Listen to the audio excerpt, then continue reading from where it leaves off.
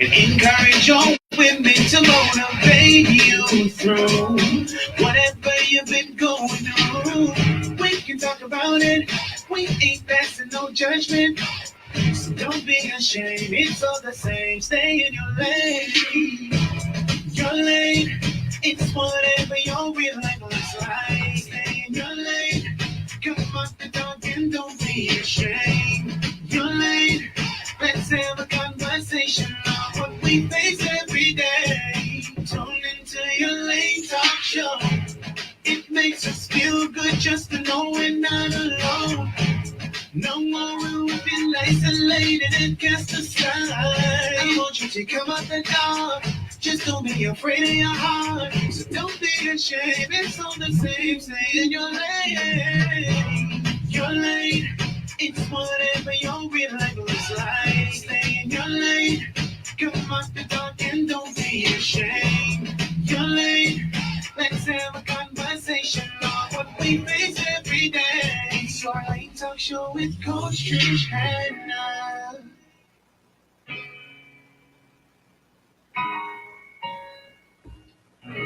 Hello, hello, hello, hello. Welcome everyone to Your Lane Talk Show with your girl, Coach Trishana. Happy Sunday to each of you. What y'all doing? What y'all eating? What y'all have to eat today? I hungry. Okay. Your Lane Talk Show, as you know, was created to educate, encourage, empower women of all ages. And guess what? I have a treat for y'all today. Today, we want to catch some of you if it's not too late. Just before y'all spend your last little 2022, how can I put this? Your last little, no, I can't say little. Your paycheck for 2022. That's what I'm going to say. It may not be little. It might be big. So just before y'all go shopping, because I know y'all been doing little piece here and there. Before the shopping, we trying to catch y'all. And so the purpose of the show today is to inform you and to remind others of the importance of saving, especially around the spending time. Y'all know this time. According to, I think it was Deloitte's study. Yeah, it was a study from Deloitte. In 2021, the overall holiday spending reached a record of $889 billion. Okay, they said that Americans are expected to spend about $1,455 in this particular season. All right. And that's around the same as last year's average, which is $1,463 per person. So I don't know how much y'all spend so far. That $1,463 that could go towards all kind of things. But hey, I digress. Your Lane, episode 34, Financial Literacy 101, is brought to you by Airborne Freight and Cargo Services, John Shoe Store and Accessories, Lowe's Wholesale, Your Lane Life Coaching, Family Medicine Center, Duty Free Caribbean, which is also Colombian Emeralds, and Fusion Superblacks and Payment Points. My predictions of emotions today for this episode are, I think 95% aha moments, because we are going to get some knowledge, some insight, some education, and there are going to be some things that I am sure I don't even know. That's why I'm here, so I can ask a question, so I can take my little notes too. 5% laughter, simply because the gentleman on the side of me is just so humorous. And then the gentleman on the side of him seems a little bit modest, but we'll see. We don't know. We'll see. Maybe he'll crack a joke kid. I don't know. And 0% teardrops. I don't think anybody crying today. I don't think anyone's crying today because, unless of course you're crying because you spent all that money down to I ain't gonna say it. You can view Your Lane Talk Show on Facebook on Your Lane Life Coaching's page or Star 106 FM's Facebook page, or you can listen to us on channel 976 on cable. You can view the past shows on YouTube. Just look up Coach Trish Hannah. And this, obviously, we know this is season 2 Be Jolly, fa la la la la. I need y'all to be jolly and fa la la. Press the subscribe button, please, and like it. Let's make it happen. I'm inviting my audience to feel free to ask questions on the Facebook link, and we will see if we can read through them and answer them as if time permits and allows. Johnson and Johnson extends happy holidays from their family to yours. Be safe, enjoy, and they want you to know that they appreciate your patronage throughout the year. Johnson and Johnson brought to you by Lowe's Wholesale. I'm going to get straight into it because I really need to know what I am actually up against for December 2022 before I spend my couple dollars the Lord bless me with. Just before then, I know that these men are going to come here and convict me so I can keep my little $2 in my pocket. But we'll see. And we're going to start to my left. And he knows why I'm laughing. There are two types of poitiers, right? See, we already had this conversation, but okay. But just for my sake, so he don't try to, one up me, I'm just going to call him Alfred Poitier. Now, there are others that would say Poitier, and I have a few Poitiers who says Poitier. So I'll say Poitier. Thank you. So let's go, sir. Tell us a little bit about yourself. My name is Alfred Poitier. My name is Alfred Poitier. I am a Bahamian, a proud father. I've been in the financial services industry for about 3 decades, about 30 years from I graduated from college. I have worked at the major banks, and now I am employed at a credit union, Bahamian owned, Bahamian operated, Bahamian grown. And the credit union I work at is National Workers Cooperative Credit Union Limited. It was started in 1976 with a handful of people that worked in the hotel industry. They started saving $5 a week, and it has grown from that to a $70 million asset-based financial institution. And proud. Bahamian owned, Bahamian grown. Okay. All right. And then we have with us. Dino Cartwright. Hey. Yeah. Yeah, I'm here. Sorry, kind of sleepy, but I'm here. Okay. All right. So let's see, where do I go? Okay. Served 15 years in the financial services industry in both the commercial banking and the regulatory space. So that's where I met Mr. Poitier during those not so, I guess, those kind of hard times when regulators come in. Yeah. So now we on good terms. But I told him earlier, it's good to see you. It was good to see him in this kind of space, right? So outside of that, I'm a certified financial planner. I'm a husband. I'm a father. I'm now working in the technology space and compliance at Cloud Carib Limited. But outside of that, I also serve as the president of the Bahamas Institute of Financial Services. So all of your financial services training and development, we are there to help you with. So however I can help, I'll be glad to. Wow.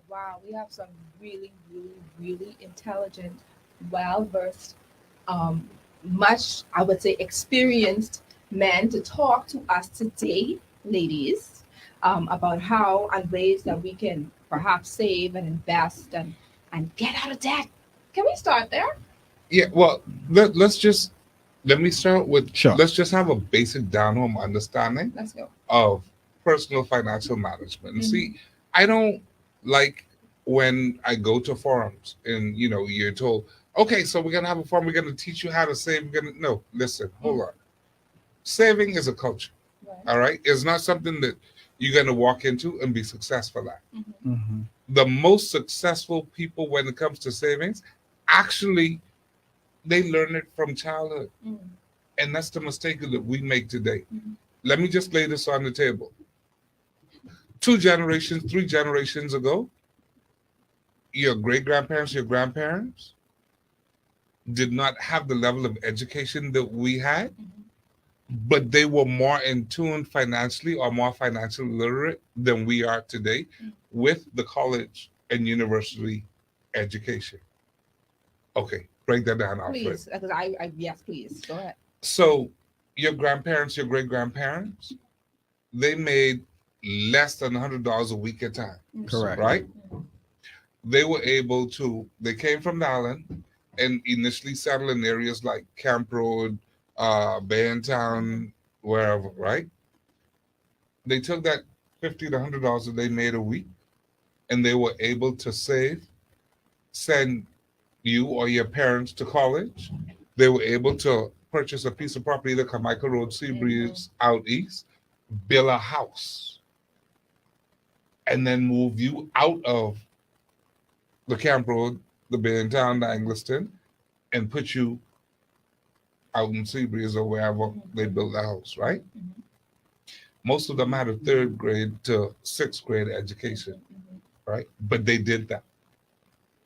We have people who have graduated from university, people who are making 6-figure salaries, right?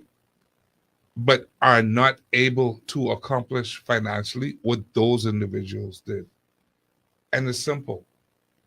Priority, culture. Back then, the culture was get some land, put a roof over your head, so on and so forth. Today, the culture is bling, show off. I am so and so. I've been to college. I got to show up nice. So, I paying for the weave, the MAC makeup, I got the nice car, all that stuff that really and truly does not enhance your personal wealth. And quite frankly, I don't know how much mentally it helps. Here's the thing.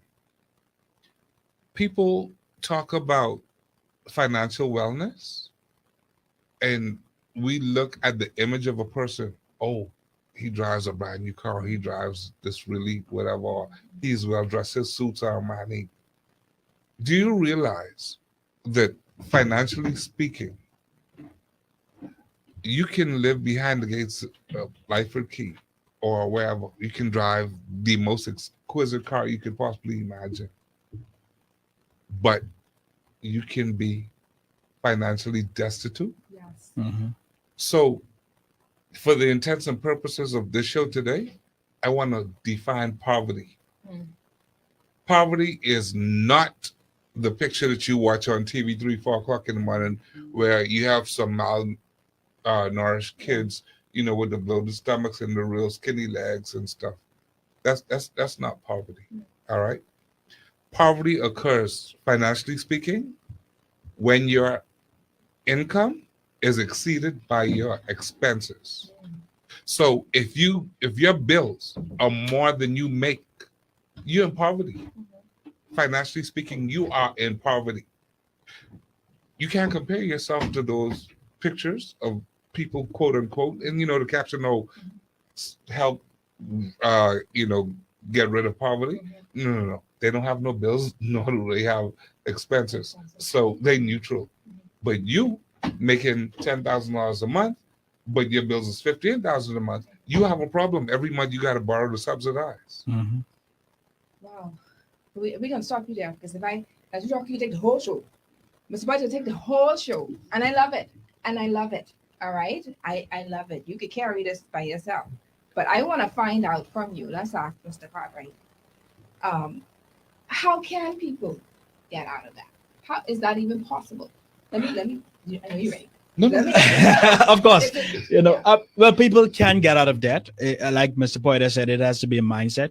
It has to be determination. Now, a number of persons are looking at getting out of debt as the first thing, and they get out of debt. But I find that they take all of their cash reserves to get out of debt. Then they'll find themselves in debt again in 3 to 6 months. I think the conversation needs to be had not only to get out of debt, but at the same time, you manage how you're going to increase your income, how you're going to find either not spare money, but extra money that's just lying around your house, selling something, getting something, quick cash. Because at the end of the day, as Mr. Poiter would have said, what they taught us in CFP classes, financial planner classes, are no longer relevant today. That whole save little 10% here, do this, it's not really viable in this culture and in this economy where inflation is ever increasing and salaries are remaining the same. So what I advise persons to do is you continue to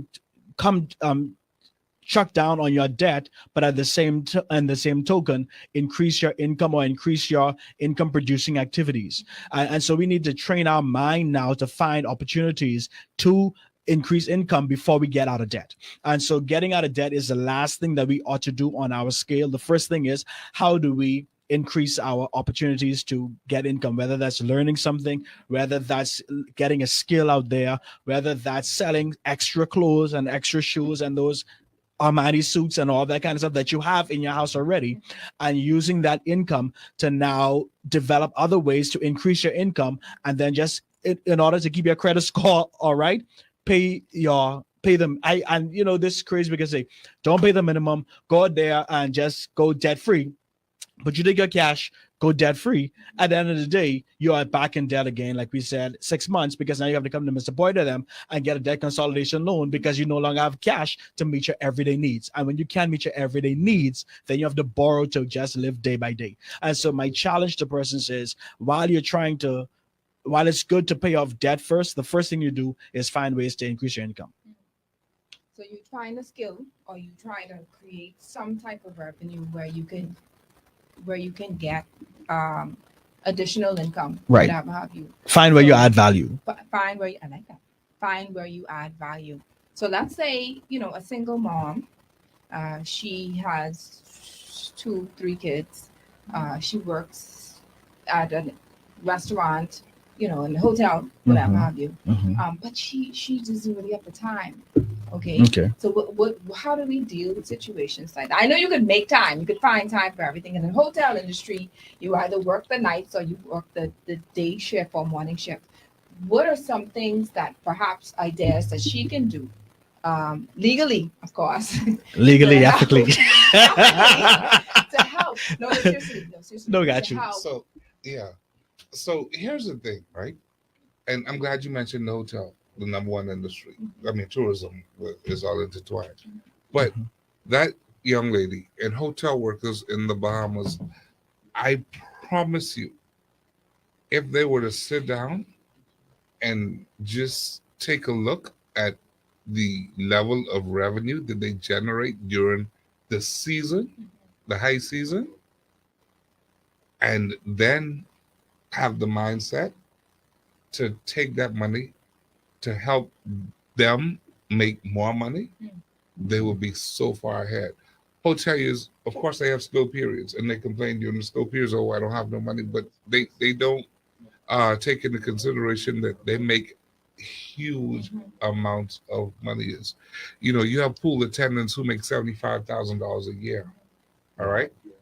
But when the season is slow, they don't have 2 pennies to rub together. You take that money and you invest that money. You find ways, even if it's simply buying something that that you can resell at a profit. Yeah. As simple as that. You do that. Because you have the money doesn't mean you have to go buy the new iPhone. Yeah. It doesn't mean you have to go buy stuff that depreciate in value. When you spend your money, 9 times out of 10, you should be looking for a return on your investment. Let's be real. If you're married and you take your wife out, fellas, you expect at some point your wife is going to reward you. Right. That's the same way that you should look at spending your money. Look to be rewarded with spending your money. You don't throw it away. Oh, I had a good time. Well, okay. As soon as you go sleep, that good time gone. And adding to that, we go back to a conversation we had off the mic about pooling resources using the ASUS, because the hoteliers, they maximize. Sorry, you tell me I was sleeping, so when you wake up and then I start, right? So the thing is, with we must understand too the power of community. When we came into COVID, that's what it taught us really about how when everything else is shut down, you know how to pool resources. So you pool resources with your co-worker, your colleagues who you trust, and who you know you can find. And if you don't pool resources with ASUS, pool resources with bulk shopping, because what happens is we miss out the opportunities we have with taking a portion of your salary that is already low, and you multiply that by 5 or 10 persons within your department. Someone goes away, they bring back on the barge the groceries by the bulk, you split it up, and then now it causes your money to stretch further. One of the ways that we become wealthy is through creativity. It's about learning to do more with less. And when you have less, you learn how to be creative, because when you've only got $4 in your pocket that lasts you until payday, you all of a sudden start buying instead of going to McDonald's, you go to the food store and get You understand, or at least get 3 pounds of meat, so at least it'll spread over 2 or 3 days. Yeah. So what happens is when it's all about a mindset, and when your mind is now thinking toward increasing income, you all of a sudden see opportunities. And I find that a number of persons who are in poverty and not coming out is because they need a mindset shift, and they need to now look for opportunities, as opposed to always saying, well, I don't have it, so I might as well spend it. Right. How can I take this, pool it with other persons in that hotel industry, so that this can stretch further? I love that. I love that. I love that. And if you want to do any form of shopping and you want to bring your packages over, you can use Airborne Freight and Cargo Services to bring your items over What for a plug. you. Of Perfect. course, they Love it. sponsor the show. Absolutely. All right, Absolutely. no, but seriously, let's talk about ASU. Now, there are pros and cons. And just before we started the show, Mr. Poitier actually was explaining to us, the historical implications or information about where it came The from. history of and where it ASUS came. in the Bahamas is a bit different from what it originally started with. Yeah. But ASU has been around forever and ever and ever. And I think I read somewhere where it started back in Africa. Ooh. But in the Bahamas, ASUS back in the day was how people purchase assets. Mhm. Of course. All right. They use it for the down payment on their property, or in some cases to buy their property. Mhm. And then they used it to build their homes, right? Today we go in ASUS for frivolous reasons, to go on vacation, to buy an iPhone. If we buy an asset, it's a depreciating asset as opposed to an appreciating asset. Mhm. ASUS are fine. ASUS again was because our people were not permitted to utilize the financial services Mhm. providers back in the day. Mhm. Your big foreign banks, they didn't look at us kindly, Mhm. right? So we had to find a way to get financing, and that financing was done through ASU. Mhm. Over the years, there's been a switch in the dynamics, and we were allowed to get into the other financial institutions. But the reality is, the level that they let us in, I think, for the most part, did us more harm than good. Mhm. They gave us easy money, small money, over a long period of time consistently. So by the time we got a consumer loan of $100,000, it was just for little minor things, pay rent, pay light bill, go on a trip. And, 10 years later, you have $100,000 bill with a financial institution and no assets Mhm. at all, right? I don't know too many places in the world where that is considered acceptable, right? If you want to borrow money, you borrow money for an asset. Mhm. You borrow money to increase your revenue stream. You borrow money for a meaningful purpose, not for a frivolous purpose, not for a vacation. Mhm. Now, listen, I don't want anyone in the audience get the wrong idea. I'm not perfect. Mhm. I buck my toe. I could tell you this because I've been down this road. Mhm. I came back from college and, everyone said, oh, you arrived. And so, You hey, have to look the part. I Yeah, thought sure I that you arrived, arrived, Okay. So, no bills Yeah. at home, didn't even have to contribute to the household, Mhm. right? But because I arrived and I bought into it, I wanted to go and get my own apartment, pay rent. Didn't have to, but did. I had a nice car that I drove in college, man. Nice car, got me all the girls and everything else. Mhm. But I got back home and that was an old car, I don't look the part. I'm a banker now. Mhm. So Yeah. bought a later model, put myself in debt. Dumbness, right? So I'm talking to you from experience. If you are going to borrow money, make sure it is for a worthwhile purpose. And listen, don't let people run you up on breaks. We have a tendency to not understand finances. Mhm. And I don't think it's because we weren't told about finances. I think it's because of our culture. Yeah. And it is simply this. If the old people used to tell you, if you make $1, save 50 cents, Mhm. right? And that was sound financial advice. And that was personal financial management. Mhm. Don't spend more than you make. Whether you Yeah. serve 50, say 50 cents, 75 cents, as long as you didn't spend more than you make, you're on the right path. Yep.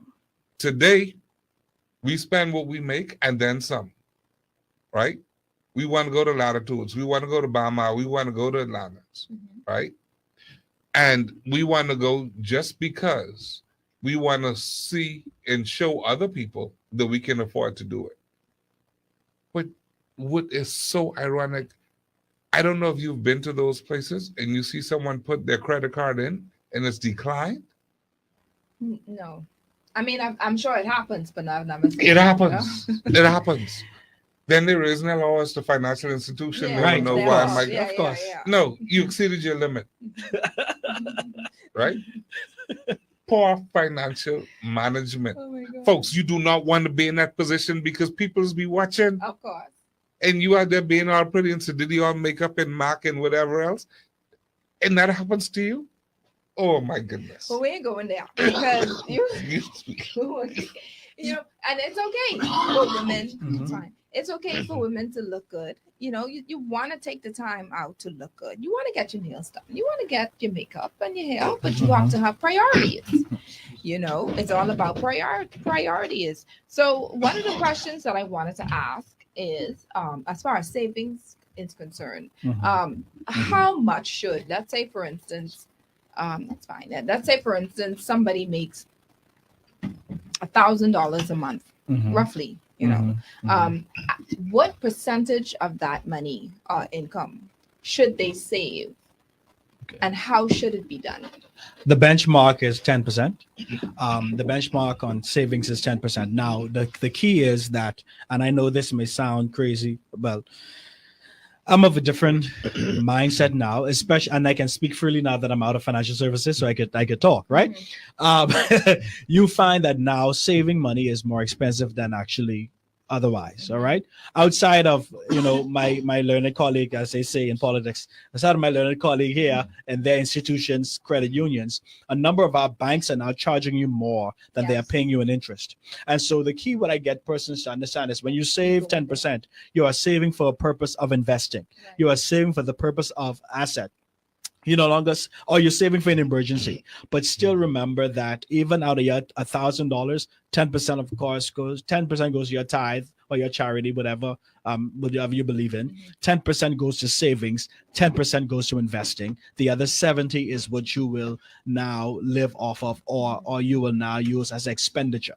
All right. So the key to what everybody has to understand about saving is while you save for a purpose. Right. You save with an end in mind. You save with a date and an amount in mind so that it can encourage you to continue saving. And the best way to save is what they call automated savings.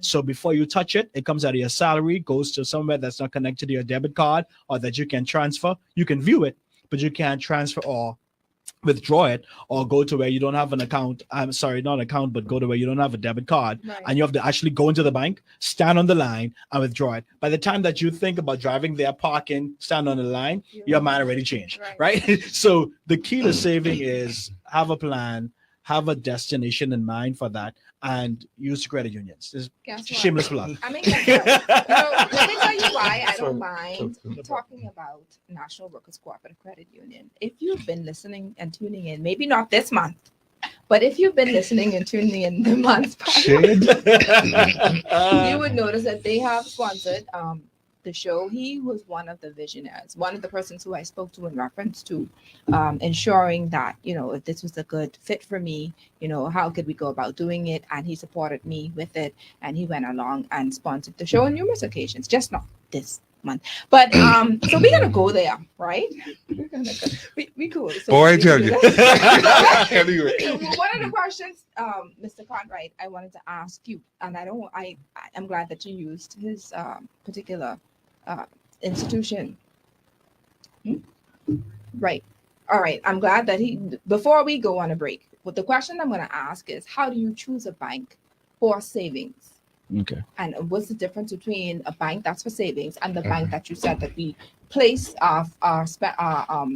well, there's a difference. The savings that we use for day-to-day expenses, and then the ones that we use that we don't touch it at all. So we're going to go on a break, and then we go ahead and allow you to answer that question. Sure. And then you first, because you outside looking in. Right. And then, everyone else who want to talk about their particular institution can go ahead and do so. Not a problem. Thank you. Let's go.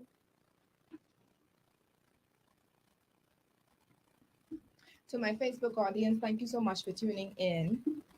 We have with us, just to recap, Mr. Dino Cartwright along with Mr. Alfred Poitier on the show with us. And, we're just having fun, man. I mean, I throw in shade today with him, but trust me, he can get me back Of course, yeah. at some point.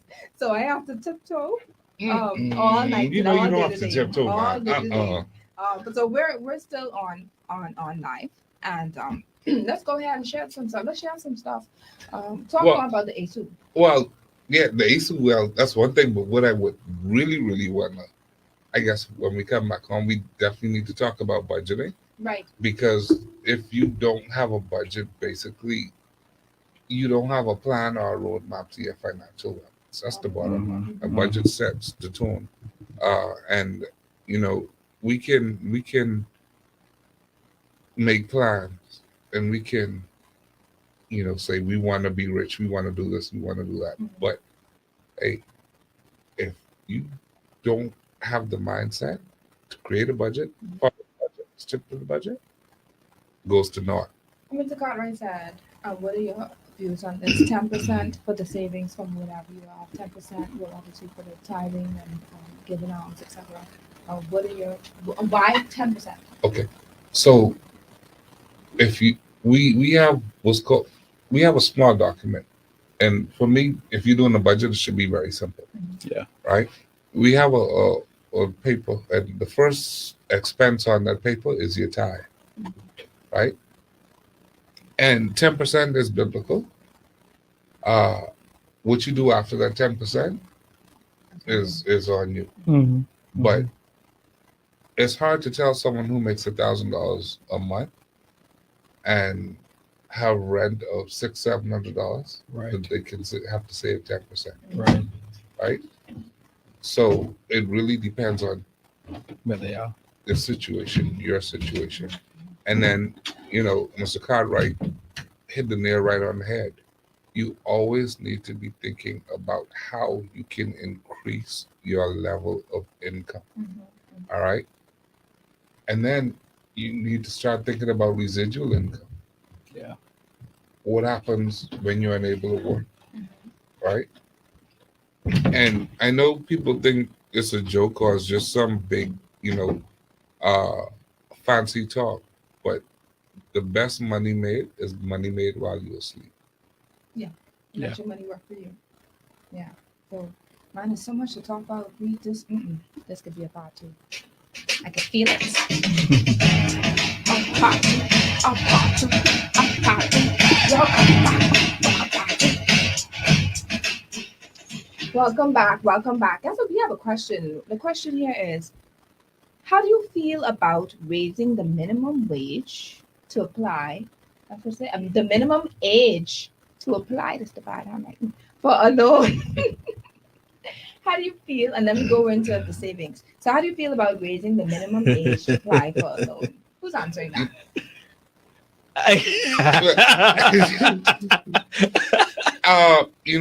Again, I wouldn't, under law, 18 years old, you can work, okay? Depending on where you're at, 16 years old, you can open an account on your own. Yeah. And of course, they have the junior accounts that it's open through the parent or the guardian, right? I really won't say or put a limit on what age someone's allowed to get a loan. What I would say, though, is it is important that we start the process of making our children financially responsible from as soon as they have sense, or so as soon as they can recognize what's going on in their surroundings. That's more important than anything else. I would also hasten to say that it's difficult to teach someone to do something that you can do. So for a lot of us parents, we missed the boat, and we already put our bad financial or lack of financial management skills. We have already instilled those in our children, and it's hard to reteach. My thing is, it's time to get a budget. Yeah. If you don't have a budget, get a budget. Yeah. A budget is your roadmap to your financial future. I mean, would you go to a country, a place you never been, rent a car, and you leave the airport and you're gonna go to your hotel, but you don't get directions, you don't get a map or a GPS to get you to the hotel? I mean, if you can do that, then why are you the greatest, right? Yep. Well, I hear people all the time, especially children, talking about, "Oh, I'll be rich when I grow up." Okay, so I ask the question, how you can get that way? I don't know. Well, okay. If you don't know, you probably won't get there. You have to have a plan, A plan. right? So back to the age, you start teaching your kids from an early age the plan on how to make money. And as they start from that early age, you'll find you probably have the next Bezos or Elon Musk coming out of your household. But it's what you put into them, you know? I love that because I want to talk about budgeting. I want to touch that a little bit, but before we went on the break, we were asking about which financial institution. I don't know if we're going to call names, but how do we determine which financial institution to use for savings and which to keep, just in case of emergencies or retirement, etc. But my first advice is you don't save where you have a loan. That's my first piece of advice, because your loan contract says when you run short of your loan, that comes out of your savings and that go in there, right? That's the first thing. The second thing is because we have an asset building mindset, because you're not getting anything on your savings account anyway, you might as well let it worth your while and leverage it. So you save where you are planning to get a mortgage, or so that this can be your track record for the bank. Or if you are looking to get into business, wherever you are planning to have your business account, you would save according to this, because your saving record is now a part of your credit score, which is a part of your information that you give to the bank, so that you can now become a better consumer or a better person to borrow from the bank. So since you're not getting anything from them otherwise, you might as well use it to build your credit history. So I would say that's where you would choose to bank. There's a particular bank that calls me at least twice a month to ask if I want to get a loan with them, right? I mean, to the point where I go to the ATM and the question is right there, and they ask, do you want to blah, blah, blah. I mean, why do they pursue? I thought it was always the other way around, where you go when you pursue and you run after them, whatever have you. Why are they coming to the consumers? I know the answer, but when they come, of course they have to make their budget, but the next thing is when they see your savings habits, they're coming after you because you are a customer, a client who they can more or less trust to build that money back, or to pay them back on a consistent basis, because they see the level of money that you're saving, or your habits. Because sometimes it isn't even the amount you're saving, it's actually the habit that they see you saving on a consistent basis. Now, what you do when they do that is that, one, you look for, if you want to get the loan, use it for asset building purposes if you want to. But if another reason, if you want to get that loan, there's now time to negotiate. Right. Because like I teach a class at BIFS where we teach about financial planning and all that, and I said, listen, not everybody walking into the door of a bank or a credit union or an institution pay the same rate. They don't pay the same rate because your rate is based on the risk level that you pose to the bank, or to the institution. So when you come in there and you are considered high risk, you either pay a higher down payment, you pay a higher interest, or you have a longer term. If you come there, excellent client or excellent customer, and you have an excellent credit score, you can now negotiate what your rate will be or what your down payment will be. So not everybody is equal when you come into the bank, but it's all based on your habits. It's all based on what you would have saved, and it's all based on how they see you in a risk level. So let's talk about credit unions. I was like, who in the room is going to talk? who is going to talk about it? Go ahead. Why should we? I don't know. Okay, so credit unions are local institutions. All credit unions are domiciled in the Bahamas. All credit unions are owned by Bahamians, the people that utilize the services of the credit. All right. With that said, then you actually, if you are a member of that credit union, you're a part owner, you are able at your annual general meeting to chart the direction in which you want that credit union to go. You are able to say what service you want them to offer. And if you put to the floor at an AGM that, listen, they can't charge more than $2 for a particular transaction fee, and it's passed on the floor, that is exactly what it is. So you literally dictate what happens in your financial institution, and it affects, and how, obviously that determines how you're affected. So you are the person that can help determine how you'll be treated and what you will spend in terms of getting service from an institution. The bank, hey, you're a number man. You know, if you have good credit, we'll negotiate a rate with you, but you still, you know, I pay them fees. yeah. And And they're gonna, And another thing for persons who may not know, credit unions are now regulated by the central bank. So the same kind of parameters that the regular banks or the other commercial banks have to follow, you can rest assured that your funds are secured by them as well. So what about, is there a way to beat credit card fees? Like, is there, man, pay the that's balance like in that. full every month. Right. In full. In full. Yeah, Okay, that's the only way. that's it? Because I mean, because the thing is, Man, there's this no way particular around it. bank I have, but all kind of banks, right? But this particular one, this is the one that I intentionally not putting my savings in, but of course you need it for Right. emergencies, whatever. And when I look on the I look through the online banking, man, 25 cents for this, this for that. If you blink at the bank too long, they can charge you $5. I'm like, what you doing? $5 looking fee. What are you doing? So, look, banking the way we know it, this generation knows it, is eventually going to be a thing of the past. It's all right. discouraging. Banks charge those fees for you to come in and do withdrawals, etc., because they don't want you to come and do withdrawals. They want to be able to conduct or carry out your requests or your transactions electronically.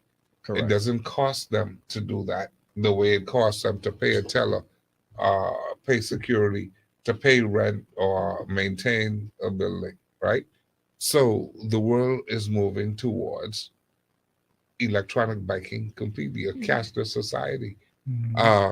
You know, our central bank with the sand dollar, you know, folks, that's the writing on the wall. I think this is That's the way to one go. of those situations where the Bahamas may be ahead of the curve with an actual fiat digital currency. Yeah. And please don't mix the sand dollar up with FTX. Okay, because It we ain't was the going same. there. I'm sorry, I was itching. No, don't I was itching. I was itching. don't mix that. I up. need Two to different know, things. how do we determine who to invest in and what to invest in and what is going to be, you know, legit from what is not? And 'cause Old people used to tell you, if it sounds too good to be true, then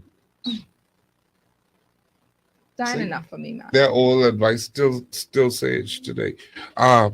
Listen, FTX is a very, very I don't want to say complicated topic, but it's a topic that is just, to me, too much assumptions and too much personal feelings and personal opinions Right. as to what really occurred. Okay. You know, some people say, oh, the current government brought them here and caused this. And that's not true. The previous government started this negotiation, right? One And second, it let me was cut you not off. a bad. Oh, No. We don't talk any politics or whatever. no, I know this you're ain't not, but I'm politics. just- But just, Yeah. this, let's, Oh. the question I want to ask is this then. How do we determine, moving forward as Bahamians, how or what to invest in versus what not to Okay, invest no, see, this is what I was going to say. And based on what was presented, it was a good thing. in? So it started off good. Yeah, Okay. listen, cryptocurrency, again, this is the way of the future. All right. FTX, regardless of the shock and all the talk around the world, cryptocurrency is not going anywhere. Right. All right. When it first came to the Bahamas, you know, my personal opinion is we did our due diligence. My personal opinion is we have the legislation in place to protect Bahamians and foreigners in the cryptocurrency space Mhm. in our jurisdiction. Mhm. I'll say this. If you go back and you look at the United States in terms of legislation with regards to cryptocurrency, they have none. The reason why the gentleman was charged with wire fraud Mhm. is because that is how they address cryptocurrency issues. They treat it like MoneyGram or bank transfer, and it is based on their legislation dated back in 1940. I think it's three legislations they use. One of them has to do with businesses. The other one is wire transmission business Mhm. bank transfers, and those are 1933, 1930, something else in 1940. Okay, there was not even a digital highway back then, Correct. but that is what they use, right? And I'm thinking that if we had not have the legislation in place that we do, the fallout for the Bahamas would have been significant. But because we have a good legislation in place, it's not going to be as detrimental as some people say it is. And I want you to pay attention to the media in the US and around the world, right? They're talking more about him and FTX than the Bahamas, right? Which means that regardless of what the gossip and personal opinions you might be hearing around here, which means that we did not do something that was extremely out of touch or out of whack. Okay. Because based on the information I know, we did the whole, we did everything that we were supposed to do. Right. But let's talk about cryptocurrency. Mhm. All right. Let's ask Mr. Carter. Are you able to speak concerning that? Bits and pieces, but Bits by, and by pieces. by by half and his half, we'll come together. Come Yeah. together with this. Yeah, definitely. Tell me what you know. Can you explain So with us on that? What is cryptocurrency, it? as I said, it is the way of the future. It is how transactions are going to be met going forward in terms of buying. So just transacting pair to pair, business to business, without that central bank in the middle that's going to probably get charging you fees and all these other things. So what's going to happen is with cryptocurrency, you can now purchase assets, you can now even purchase homes and real estate using cryptocurrency without all of those other overhead charges and without a what they call decentralized place where they have to go through and then on the other end. So you save time and you save money using cryptocurrency. So that's really what it's meant to be. That's what where the future is going. And so this, what do you have in our pockets, fiat money, but cash will be non-existent because now even 70% of the finances that revolve around the world now are not cash. They're not paper. Right. They're not coins. You see, last year before, we have no more pennies. It's just phasing out. All right, because the cost to print and the cost to manufacture all these things is too much. So now everywhere around the world, governments are looking on how they can save money. And if I can just send you quickly something by cell phone, then that makes it easier for you. You get it instantly and you can now transact. Prior to this, you would have to go to a bank, wait until Monday now, or if it's weekend, you have to wait until Monday to go deposit the money. If it's a check, you got to wait 2 more days. Or if it's a US check, you have to wait 14 days for that to happen. But now you have cryptocurrency. Before cryptocurrency, you had things like PayPal and stuff where you just transfer money without needing cash. All right. So this is essentially just where the world is going. And so when you talk about investing in cryptocurrency or investing in any way, the key is one, know what you're investing in. Right. If you don't know, find a trusted advisor who is in this space, who's being taught in this space, so you can trust your money over to them, which is why we have brokers and all those kind of people to put your money in. If you want to do this, and you must also know your risk level. You must also know if what you're investing, you can't afford to lose, hold it, because otherwise it's just gambling. Okay, so those who are investing know that when you are investing, make sure that you know what you're investing in. Find somebody you trust, or if you're going to invest, make sure it's something that you can lose, because every investment has an inherent risk. All right, and so know all these factors before you give your money to anybody else. And like Mr. Boyd said, if it's too good to be true, chances are it is. All right, so always go in there with that in mind. See, let me just add to this, right? Put the gravy on the food that was just cooked. Yeah. Uh, cryptocurrency, right, Mm-hmm. is simply electronic currency, Yeah. right? Now, we add all types of things to it, Mm-hmm. right? And FTX, what they did was they wanted you to, like any other, like other crypto entities, they wanted to add other mechanisms to their platform, Mm-hmm. and they wanted you to invest in their dreams, so on, so forth, right? The bottom line is anybody or everybody can dream, right?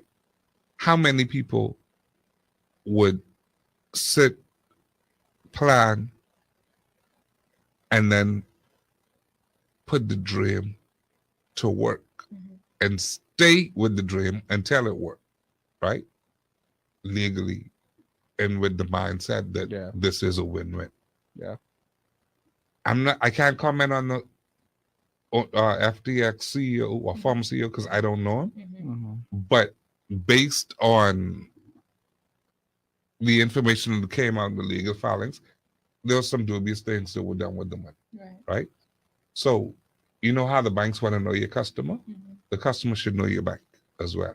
Right. So if you're dealing with the cryptocurrency agency or exchange, you need to make sure that you're dealing with someone that's reputable, someone with a track record. Dealing in cryptocurrency is no different than dealing on Wall Street, the stock market, the stock exchange. It's just a different mechanism. Cryptocurrency basically will, in the future, completely be the vehicle for your Wall Street and your Royal Bank account, whatever. All right. Yeah.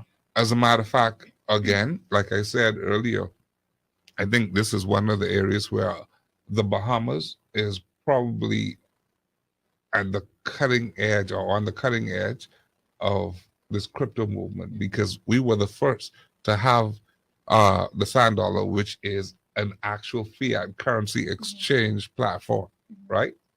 Other countries, private individuals have those. In this country, our central bank has one, right? And that's a huge deal. We don't talk about it, but guess what? That's as safe as the paper dollar in your pocket, right? Yes, it is.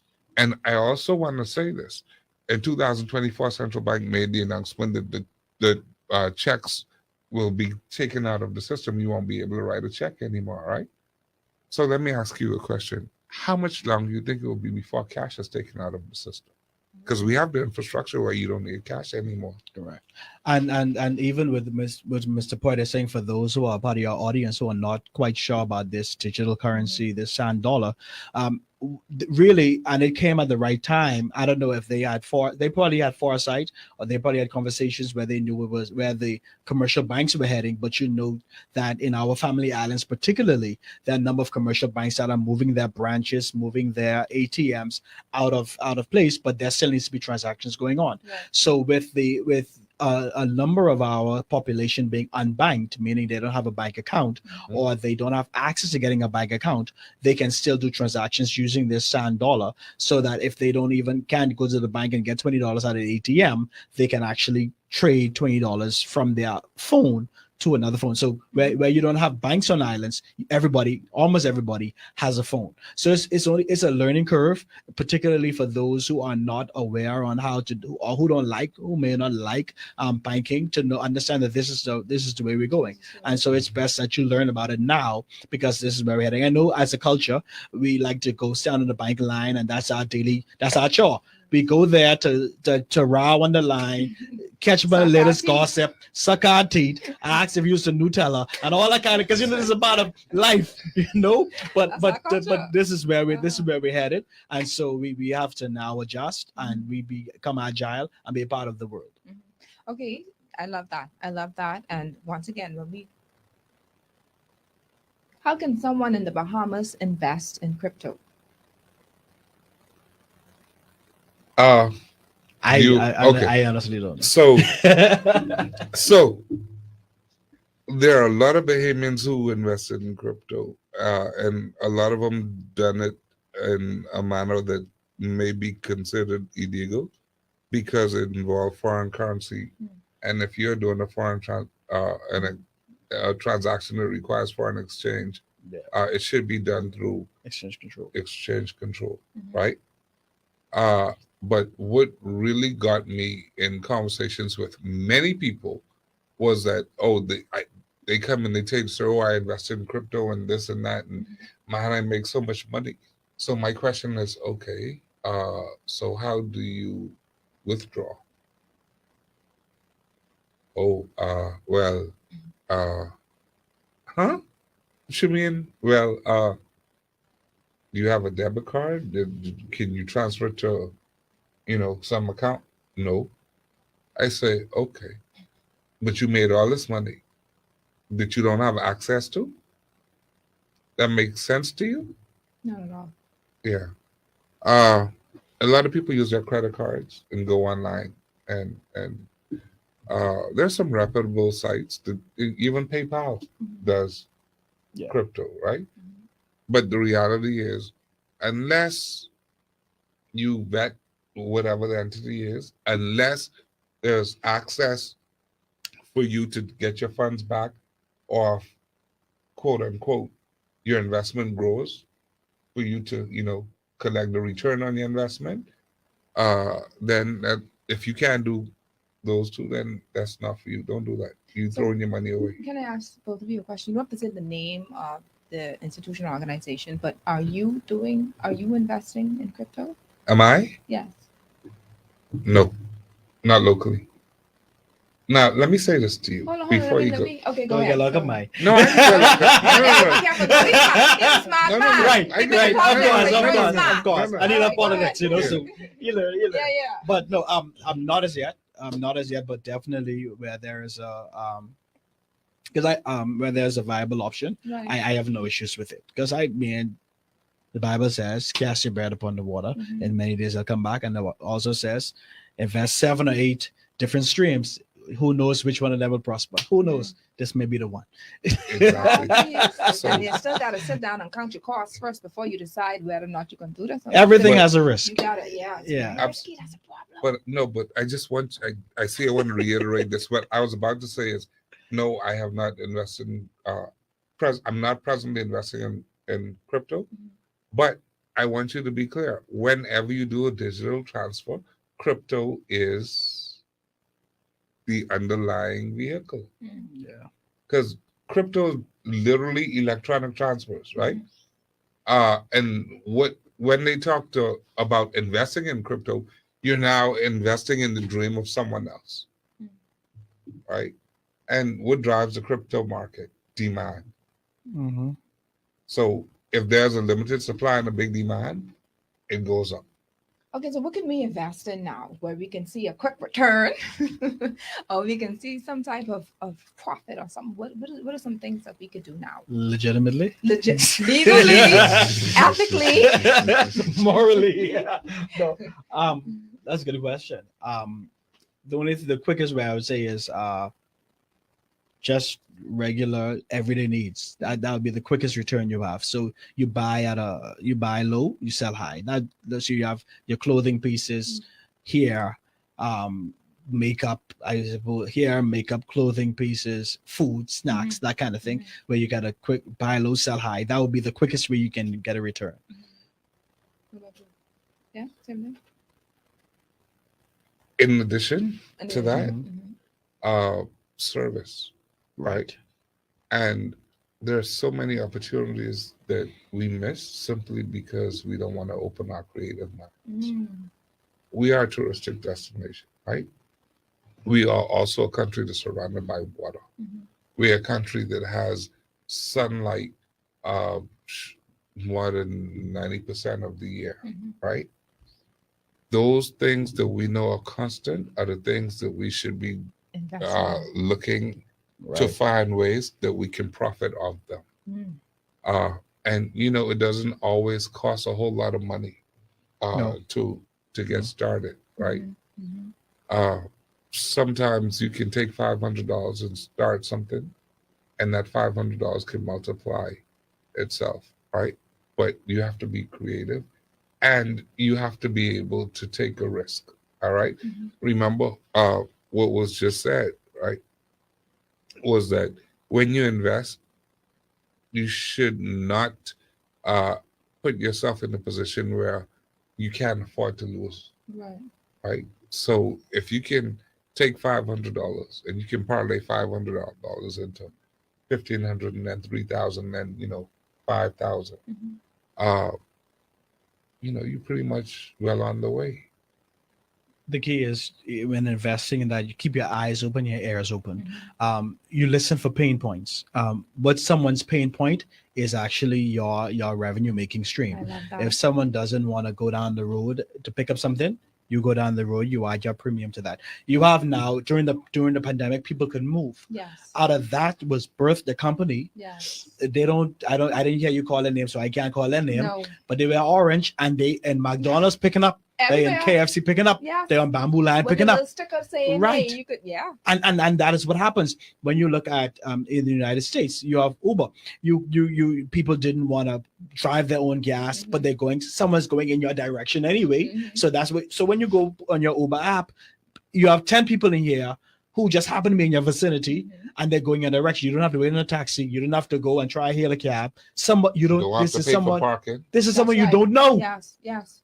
You don't know John from Man on the Moon, Mhm. but you jump in John. Yeah, that's amazing. And you go to where you're going and you pay a premium on that. John makes some money off of that, and everybody wins. Yeah. You don't pay for gas.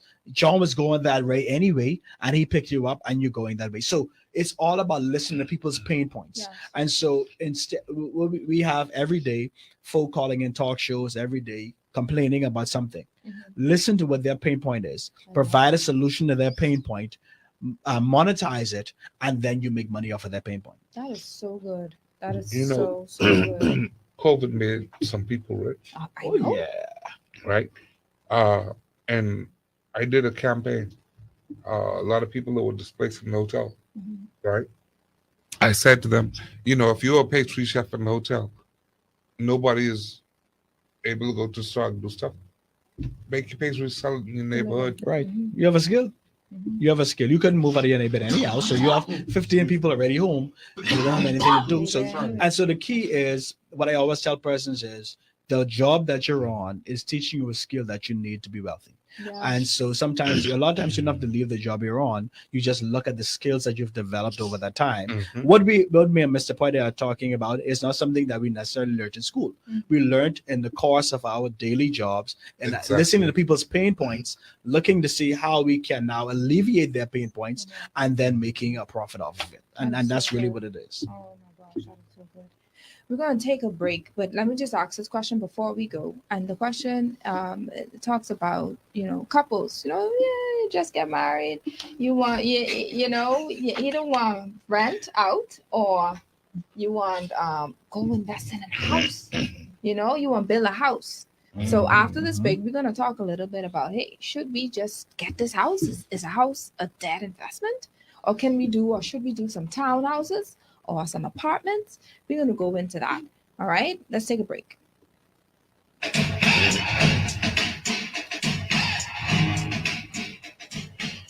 You have 45 minutes gone. Listen, I let y'all go in right after this break, but I'll find a way to get a break to transition. If that's okay, I'll find a way to transition. Okay, good. So we're back. We're still on Facebook. Yeah, we're still on Facebook. And anything else? Oh, I'm sure we probably don't know, right? I mean, on there. You talking about Y'all started mortgages for yeah? it? Do you want some we, water? we about yeah, well, that's okay. You I good? can make it. Okay. That's what I need, but I can make it. No, let me Uh, water. no, for you. that's okay. Okay, good. We're about to. Okay. We're about to start early Jan What? For current mortgages. mortgages. Oh, Listen, COVID put a hurt in my. Good. Not good, but Uh, anything I you mean, want to share? That Hilton. you still like? especially out of that. Hilton closure, Atlantis layoff, Malia closure, Club Med was closed. Can you get some water for him? Yeah. Yes, thank you. All that stuff. Yeah, those people were displaced. yes. Yeah. Yes. So we gotta build. Really with the same group or y'all expanded it? It's about diversity. Good We've been expanding. So we can talk. Yeah. But the thing about this, Let's get our friends in our place. Ah, You don't want to just target because it's not only for hoteliers, right? no, we wide So- open, everybody. Right. So we have to find ways to cost you to sponsor the show so that you can have more persons. Listening to know the various Here we go services again. See? that you have to render. You know. No, but this is Y'all know y'all got something in your vets, right? I just said. Well, how come me and Mr. Cartwright ain't No, talking? I'm I very just asking. sensitive to. Oh yeah. Yeah. No, but seriously, let's talk about the Christmas savings that you still have that, right? Let's talk about that. Let's Yeah. you can tell the audience about because they could have been using that money right now Yep. instead of go putting it in there too. And that's Shirley ain't come back with the money. So, Somebody you in the have to- police you have- station right now but- complaining, but Shirley. But Trish, too, the truth of the matter is that you have a lot of what COVID did was made a lot of people desperate. Right. They didn't have the savings prior to COVID, and right now, I'm talking with a lot of people. Even when talking about savings, they 50% brush you off because they are not in a space Yeah. to do that. That's why I tell people now find a way to make money before I even tell you to save, Yeah. pay off your debt, find a legit way to make some funds. Even if you have some stuff in your closet you can sell, just to have that first set of cash, do that, and then focus on savings because they really ain't got it. And and so right now what they're saying, if I can pay the bill, I might as well dress up to feel good. Yeah. So right now I've heard that. it's about feeling good. Yeah. See, the thing is, like we said earlier, it's culture. Yeah. All right. Our forefathers, our great grandparents and grandparents, they believed in saving, Yeah. right? But they made the mistake of giving us everything that we wanted, and we didn't have to work hard. They had to go in the field early or do whatever. But let me show you something too. When you talk about culture, and it isn't One for hundred. Oh, thank you. Oh, thank you. thank you so much. The key is even with that culture too, Mr. Poiter, is that they didn't even have extra money as much as they had on Saturday. Me and my boys come together, we laying bricks. Exactly. Mother in the kitchen cooking sauce, and four And of the us boys are there. we are there laying Exactly. bricks. Yeah. And when we finish your house, now next next house. we go to the next house. Culture. We don't have that anymore. Or cleaning the yard, doing the mowing the lawn. No, but I don't even mean No. the odd jobs. I'm Yeah, talking about that's how the houses were that's built. how house was Oh. built. I didn't need that We didn't have to paid get a contractor. Right. I didn't have to pay all that because my boy, You have we people get that come 10 of to our the side. boys Yeah. either be in the church together, in the lodge together, in something together, in the frat together, in what you call it, in Well, Kiwanis the together. lodge and the lodge and the bar. Yeah, you're right. Yeah. Right.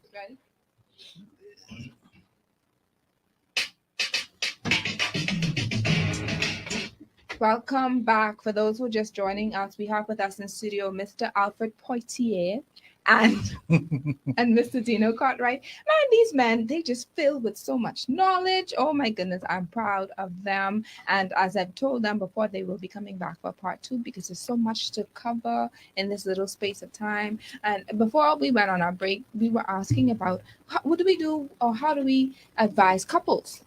They're now married. They're pooling their resources and they want to go ahead and get a mortgage. So I'm going to start off, and then Rev going to have to pray for me. Right? But here's the thing. Before you decide you want to marry someone, you need to find out what their financial situation is. Yes. All right? Because if your wife is indebted to every financial institution, or your husband is indebted, your husband to be, your wife to be is indebted to every financial institution, debt service ratio, meaning more than 15-20% of his or her salary is going to pay in debts, chances are you will not be able to get a mortgage to get the house that you want. So by marrying that person, you actually now take yourself out of the realm of getting your own home anytime soon.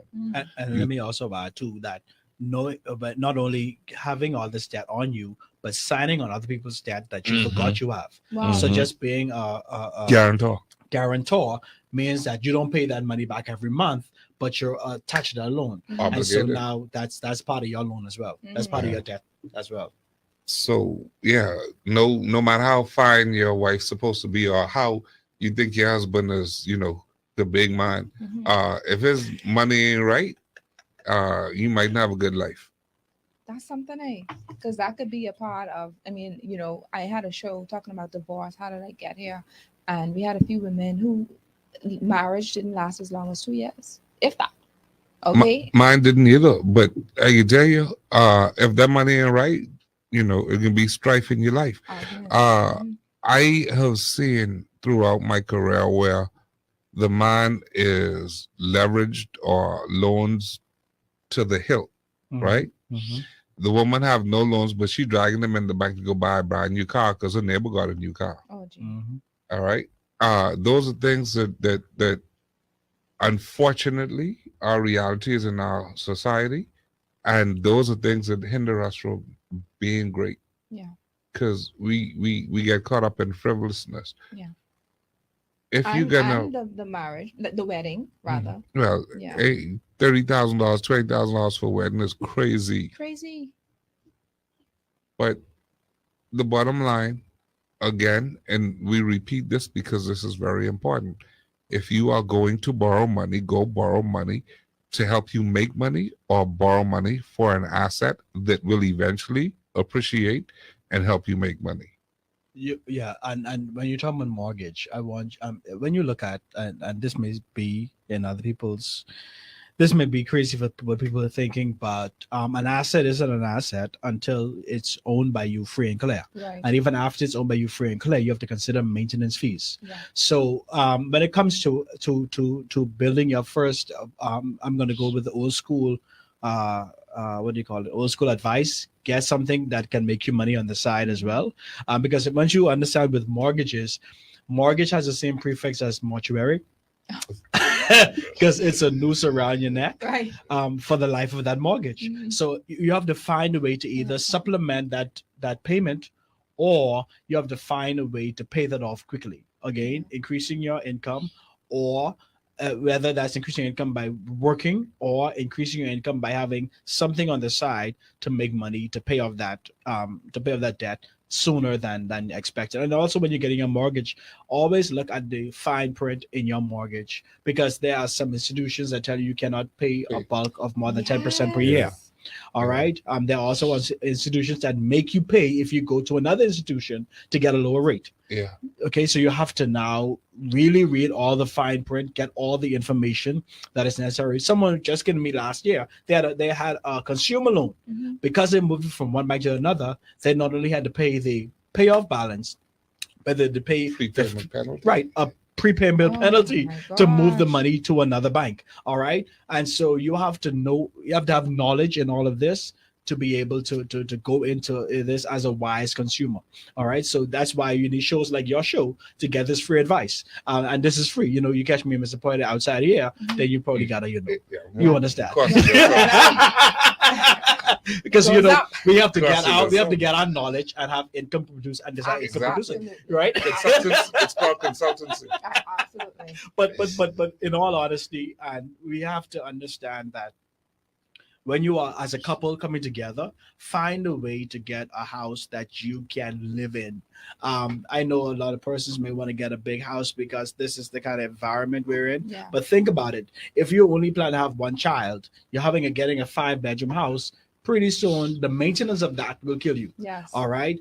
Beyond that, the insurance will kill you. The real estate taxes will kill you. The maintenance of the building kills you. After you've paid off the 30-year mortgage, now all your house, all your roofs are now 30 to 40 years. Mm-hmm. So after 30 years, you have to replace the whole roof. Mhm. And this doesn't count the painting that happens every year. This doesn't take into account the maintenance of the yard. You have Yeah. a pool, Lord Real help you. property tax. Real property tax every year. So you have to consider all of this when you're going into a mortgage, going into a home. It's good. It's good to have that asset in place, but always have in mind how you're going to sustain this. Mm. And then 30 years later, the children probably gone, I think I'm went away to college, probably ain't even coming back to the country.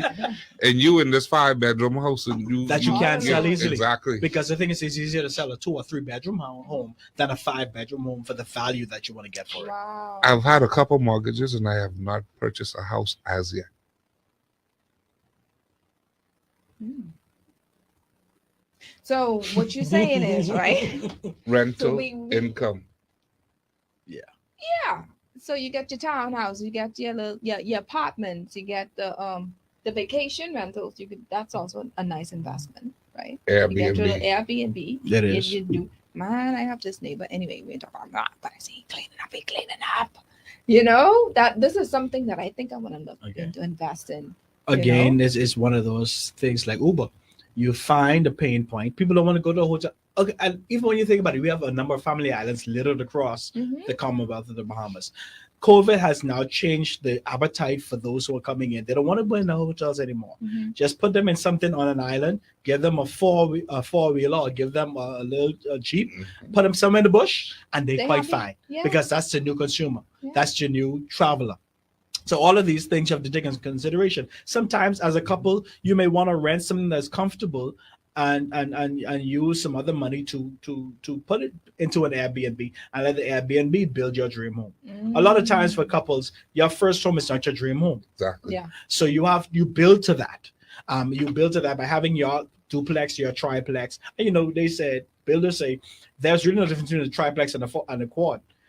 In terms of cost. Yeah. So you really might as well go big or go home and just get your quad Get and let that build for you. income.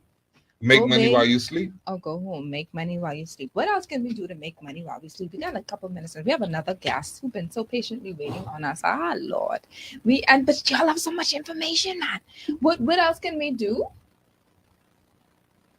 We definitely want to say that first and foremost, you have to put a budget together, man. And the budget is Oh, we don't very talk about simple. budget, eh? Let's go. It's very simple. A piece of paper and a pencil, all right? All of your income.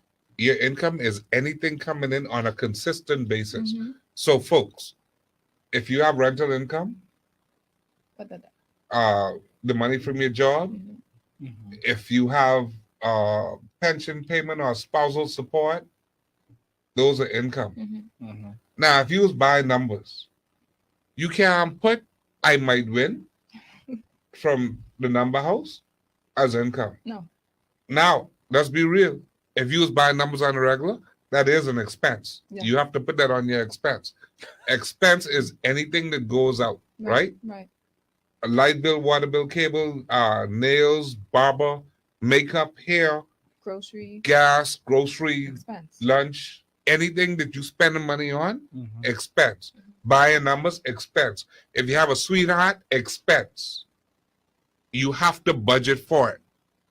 If you don't budget for it, you laughing at dead serious. I serious too.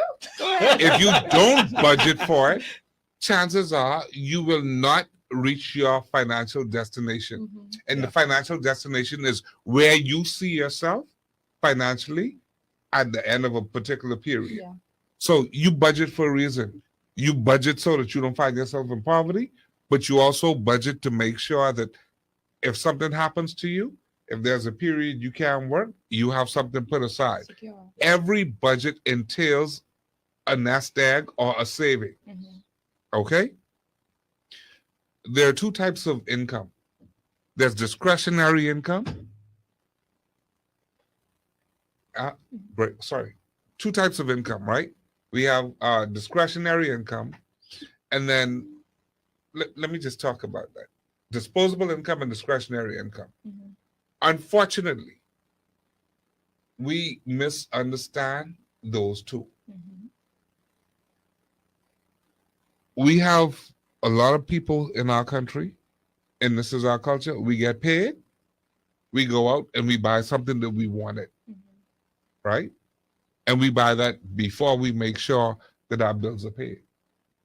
Mhm. Mhm.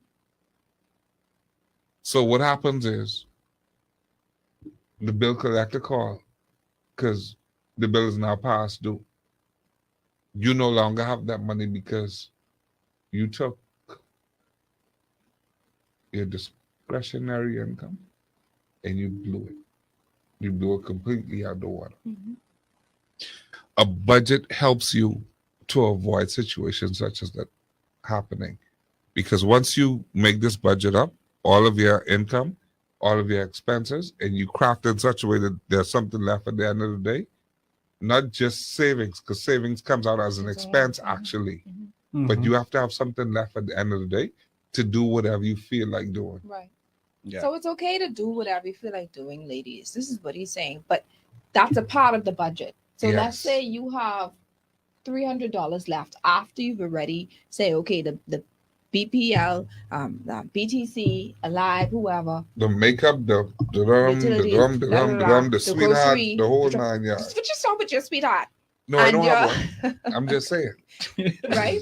And so you have that, and then they say, okay, you have $300 left. That 300 after you've already done your savings and everything, whatever. That $300 you go get Whatever to- you feel like. yeah, because you feel good. So don't make it seem as if we don't want to make it sound as if, oh, you can't have nothing, you can't spend no money, women can't look good, and all these different No, things. the purpose of budgeting is so, So that, that- you have that. Right, you so that you'll have that, and I love that. Let's talk. Let's do some no, because we heading out now. I really don't want y'all to go seriously, but let's if it's anything, Mr. Cartwright, that you want to share. So when you talk about your budgeting, you have a phone. There is something on here that you can track your cash spending. Yes. Every time you spend 50 cents, you track it in here. When you track it, it now has you to have this at the forefront of your mind.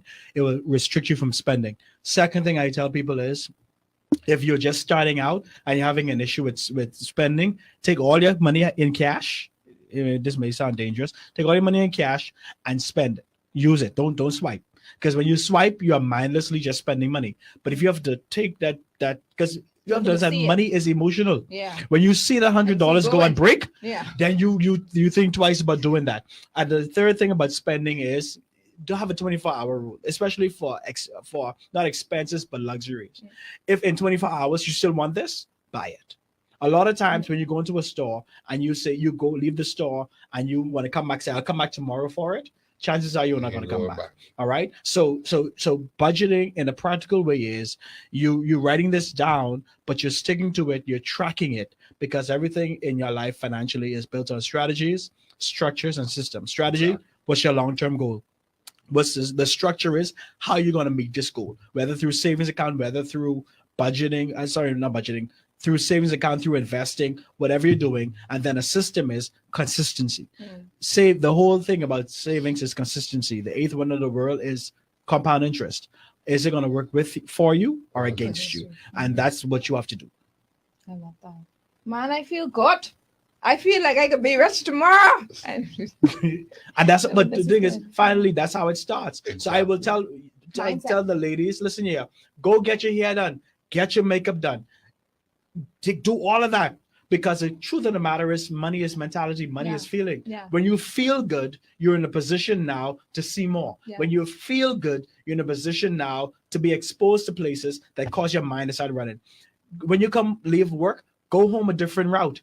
Go and spend your persons in the generation before us used to take Sundays to drive around to see big houses to expand their mind. I remember that. Okay, you have to expand your mind, change your mindset, Yeah. dress up, feel good, because when you feel good, you make better decisions. I love When you that. don't look good and don't feel good about yourself, you do things and spend a little money to buy food, buy all these kind of stuff to kind of make you feel good. But when you feel good, look good, then you start making better Swag. decisions. I Yeah. like that.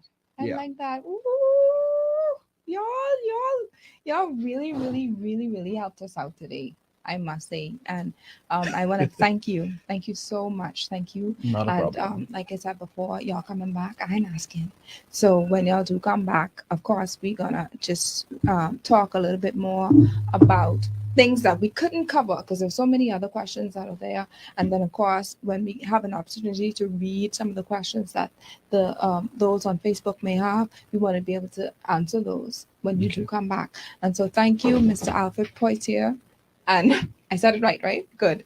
And Mr. Dino Cartwright for your Not a problem. presence and for sharing. And like I said before, you're getting it free here because if you go to them again, it's consultation and that comes with. Okay. Surely. So let's talk about how we can reach you, Mr. Cartwright. before Sure. the- You can. My email address is Dino V Cartwright, DENO V Cartwright @gmail.com. That's DENO V Cartwright @gmail.com. Or my cell is 803-7116. 803-7116. This is for consultation purposes Consultation. only. Yes. Only. He's a happily The married husband of one man. wife. Okay. The father of two children. Your wife from Yes, your my ears? beautiful wife, Brittany Loren. That's my wife, Blessings. my kids, Kalila and Liam. Blessings to your family. Thank you so Mr. much. Pointer. You can reach me at National Workers Cooperative Credit Union Limited, APOITIER at NWCCUBahamas.com. I also serve on the board of directors of Bahamas Development Bank. Awesome. So, yeah, So small they can find business, you. all that other stuff. Definitely, we are promoting economic empowerment straight across the board. That is something that I am so dedicated Yes. to doing. It's about helping others. I can see the passion in both of you.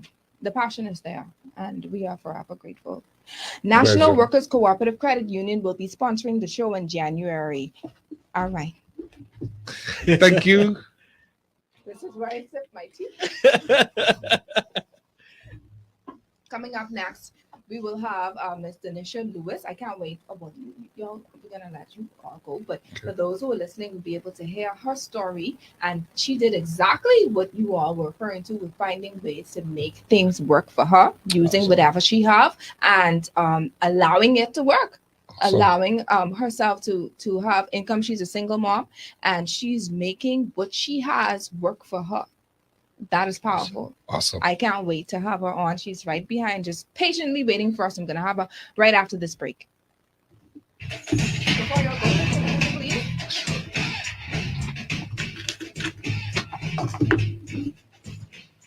Ooh, child, y'all were so good. Y'all smart. Thank you, Bob. Hey, the real comedian. Right. Thank you. Okay. Cool. I'm sure it's in the middle of like a star thing. Yeah. I'll rub it in the middle. Yeah.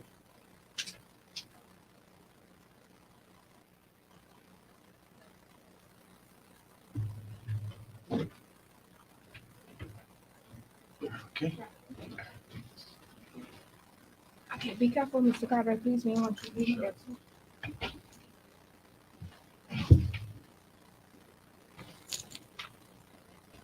Can I get a little closer?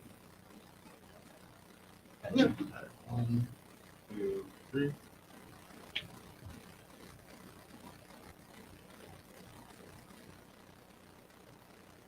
Okay, awesome. Thank you. Blessings. I'll send these over. Of course, we'll share this. I'll share this on Sunday.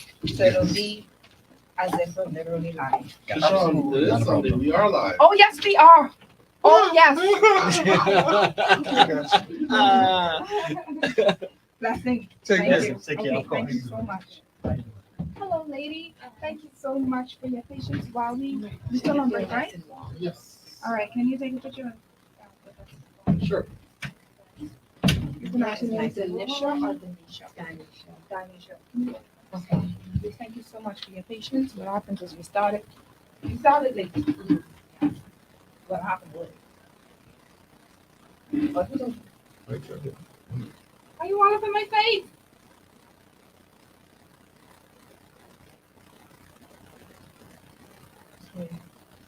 All right. Were you able to hear what was happening?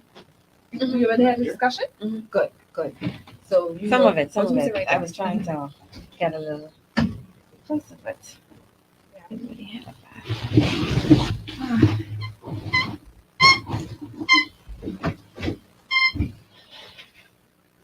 That's that chair sound like that? Yeah, don't mind it. Keep it. Right. Ooh, How you feel? nervous. I'm only good. The energy is real in here. We talking like we's family. Like we go back, like these boys from the hood. Everything's good. Yeah.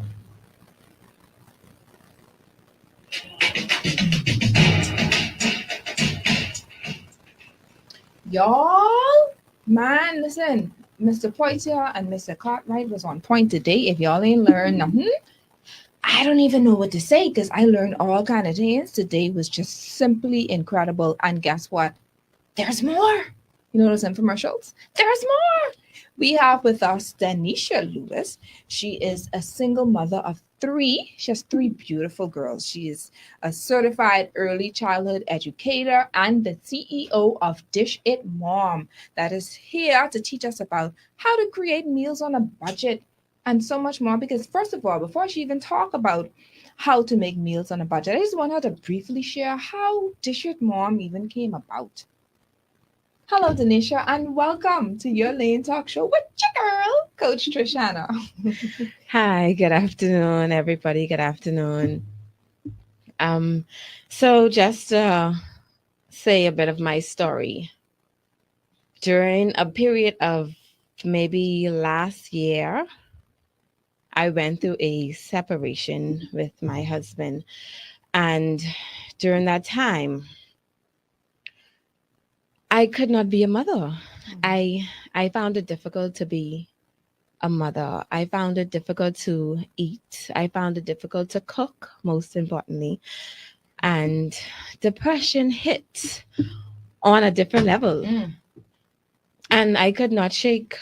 I didn't understand how to shake the depression. I didn't understand what to do because, nobody,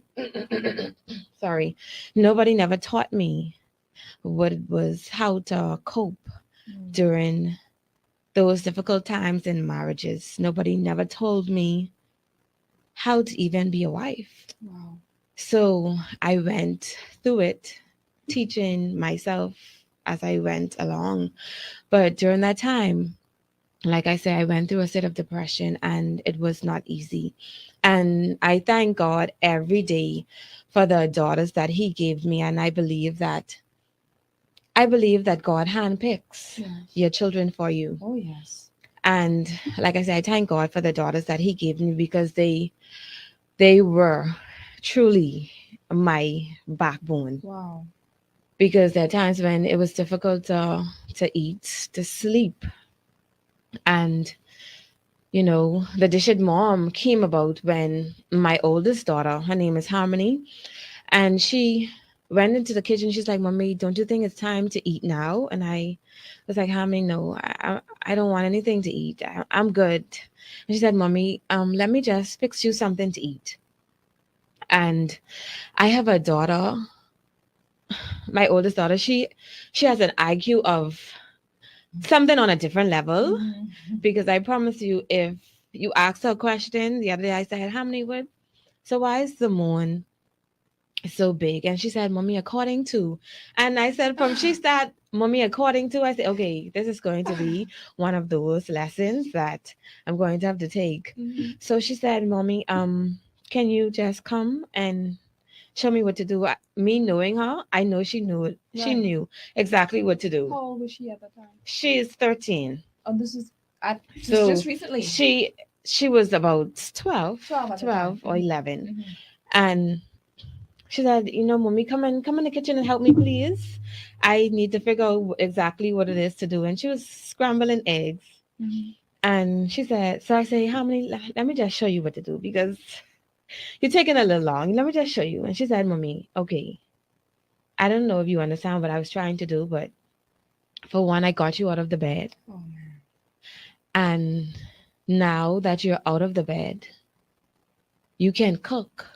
And now don't just cook, but teach some women how to get up out of the depression that you've been facing lately."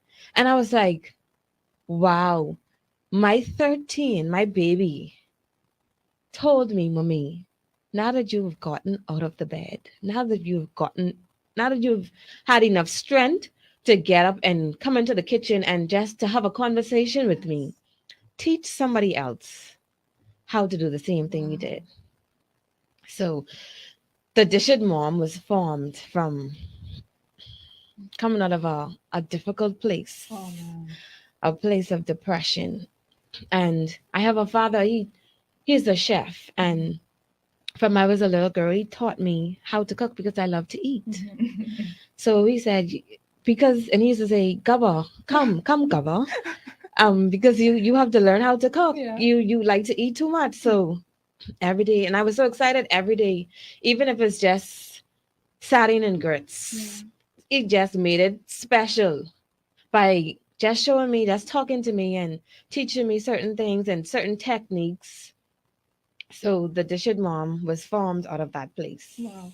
And that's something that was already in you, Yes. just waiting to come. Sometimes circumstances get us and propel us to that point Yes. where we never really knew until we got there. And so in all things, we have to give God thanks. Yes. For the good and Most the bad. And he definitely. said all things will work together for our good. Yes. No matter what. I love that. So come now, because you said you had an opportunity to hear a little bit about, with the men Mhm. that were in here. I'm talking about how you use what you have to work for Yes. you. And that Mhm. sounded so much like you when they were Mhm. talking, so you're using the shit mom now. This is something that was already in you. Mhm. And then this is something that that other people would need to know Uh-huh. and help with, as far as I think it's something that you said, what you do is you help moms to even bond with their children. Yeah, bond with their Let's talk children. about that. Okay. What me and my kids, we normally pick days on what we do things. So Tuesday would be maybe a taco Tuesday. Wednesday might be shrimp day. Shrimp I and like grits. Wednesday. Mhm. Saturdays might be chicken and fries day. We don't do a big meal every day. Mhm. So it's basically when you are a single mom, and the truth of the matter is you don't get to spend a lot of time with your kids. Right. It's either you're to work from work and you're very very exhausted Yeah. throughout the day, and then you have to try to squeeze in things that is overwhelming. Sometimes you're trying to get a mental break. Mhm. But when you're a single mom, you have the kids just rushing to you, mommy, mommy, mommy, mommy. Mhm. So during the kitchen talk, Right. we tried to create memories. Mhm. So what I would do with my kids, I would try not to do everything. Yeah. Let them do. So let them do it. Yeah. And that's exciting for them because mommy letting me in the kitchen, mommy letting me cook. And I always tell them, you're girls, so this is something that you need to be able to do. Mhm. And during that time we express, how was your day? What happened in school today? And I have daughters, very emotional daughters. Mhm. So it tends to be lifetime in the kitchen. Wow. So we speak about everything, anything. I love it. And there's a lot of times when, sometimes young girls, because I've been there, we try to hide our emotions Mhm. because we don't know how to express it. Mhm. And so what I normally do with my girls, I allow them to talk one by one. Okay, my turn. my youngest daughter, her name is Symphony, and she has the most to say. Mhm. And every day she comes home, she's like, "Mommy, can we have our kitchen talk now?" Mhm. And even though we might not do a big course meal, but maybe a sandwich, Right. but it gives us time to unwind. Yeah. It gives us time to bond. And mommy is just not doing things all the time. Mommy's just not focusing on something else. And they get time to say, well, okay, mommy, do you know I had a hard time in school today? Somebody was really mean to me. Mhm. And it gives me that opportunity to show them, like, okay, like sometimes it gets difficult in life, Mhm. but you make the best of it. I love that. Now let's. I love your story, but I want us to talk about what it is that you do to help, or how can you advise other women, especially single women. It doesn't necessarily, just in general, Uh-huh. on how to save and how to budget when it comes to expenditure, when it comes to grocery shopping and cooking. What are some things that you would recommend? Okay. If you are a mom, a single mom, and depends on your weekly or monthly bills, Mhm. you cannot overspend. Right. You cannot spend more than you make. Right. So you have to buy things in a bundle. Yeah. Okay, for instance, meat. If you know that you're a busy mom, you know that cooking every day is going to be difficult. Mhm. So you meal prep. You take advantage of meal prepping. There's a day where you can just get everything out, prep your meals, and you could prep meals for days, Mhm. maybe for a week. And that gives you more time to relax. It gives you more time and it helps saves money. Because if you buy things in abundance, say you buy meat in abundance, a meat package, Mhm. which you spend in maybe $30 for, and you get 5 pounds of this, 5 pounds of this, maybe 4 meats in that.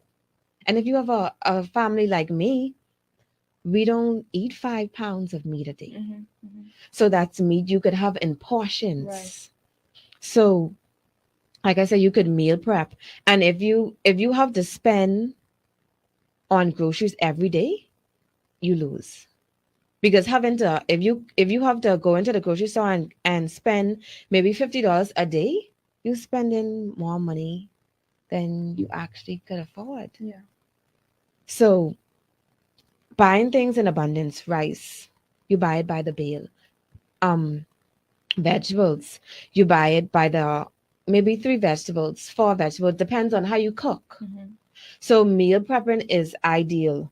Budgeting, you have to budget because sometimes we don't make as much money as other moms, Right. as moms would has of they have Dual their income. family Support. in their family support. Mhm. So me as a single mom, I have to budget my money. I have to budget because you don't know when something could come up. Right. So you have to be prepared. Right. So do you have a strategy, Mhm. or system that you use to say, okay, well, I'm gonna get my meat this way, I'm gonna get this bulk this way. Is there something that you do where you say? Mhm. Okay, what I normally do, I like to shop around. Mhm. So if budget is having a meat special this day, I buy that. And I don't buy nothing else on that day. Right. But if I have a weekly expense, say my weekly budget is maybe $100. Yeah. I don't go beyond that. I don't go above that. I might go under it, Mm-hmm. but not above. Mm-hmm. So you have to put things in place because if you have 3 kids like me, Mhm. daughters especially, little girls need a lot of things. Yeah. And if they're in their teen stage, they need a lot of things. So you have the budget and find ways where you can spend less money. Right. Find ways you can spend less money. You don't have to have a 3-course meal every day. Right. Find ways that you could save on even cooking. Because if you could make a sandwich one day, you could save your meat. Yeah. If you could make a salad one day, my daughters love salad. Mm-hmm. So we tend to do everything with a salad. So if we have rice, we have it with a salad. Mm-hmm. If we have meat, we have it with a salad. Some days we cut out the rice. Some days we cut out the salad. Mm-hmm. And we just have maybe a starch. Right. Maybe we find new things to try to invent. Right. So Like we that. have this thing where we do pates. So it's so much ways that you can make up meals where it don't have to be so costly. Right. I like Because and you have to use what you have. that. Use what you have. Because like if you can't go to the store maybe on a weekly basis, you might have to go to the store on a monthly basis. Mhm. But you that same toner, but you keep pushing back because you want Bring that because up, you honey. want meat every day. Bring it out of the cupboard. Throw That's in the white rice. That same pasta, Mhm. that colorful pasta, and it's because you want to eat meat every day. You want to have fish. You want to have turkey. Bring that out. I That's love that's that. still a meal. I love that. Now, as we wrap, I saw a flyer. Well, we have a flyer where Mhm. we're posted now on Your Lane Talk Show, Your Lane Life Coaching's page, where you're having an event Mhm. on Monday. On Monday. So you want to talk 1 minute. Okay. About what it's about. Okay, so this is a virtual session for meals on a budget. Yeah. And I'm teaching a course, a Christmas course, Christmas meal on a budget.